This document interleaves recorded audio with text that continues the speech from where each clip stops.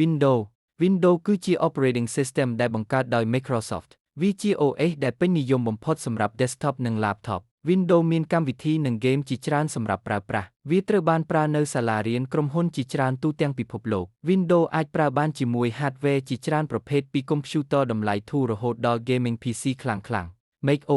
macOS គឺជា Operating System របស់ Apple សម្រាប់ Computer Mac វាមានដំណើរការលឿននិងមានសុវត្ថិភាពខ្ពស់ macOS ត្រូវបានគេនិយមប្រើសម្រាប់ការងារ Design, Video Editing និងការងារបង្កើត Content. macOS អាចធ្វើការជាមួយឧបករណ៍ Apple ផ្សេងៗបានយ៉ាងរលូនដូចជា iPhone និង iPad.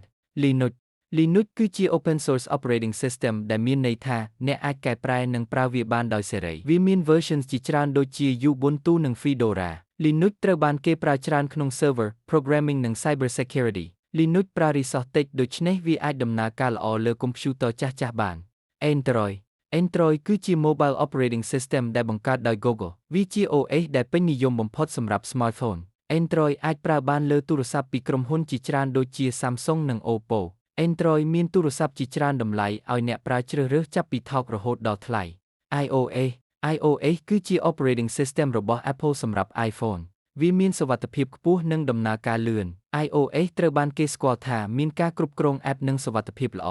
iOS ទទួលបាន Software Update យូរនិងលឿនជាង Smartphone ជាច្រើនផ្សេងទៀត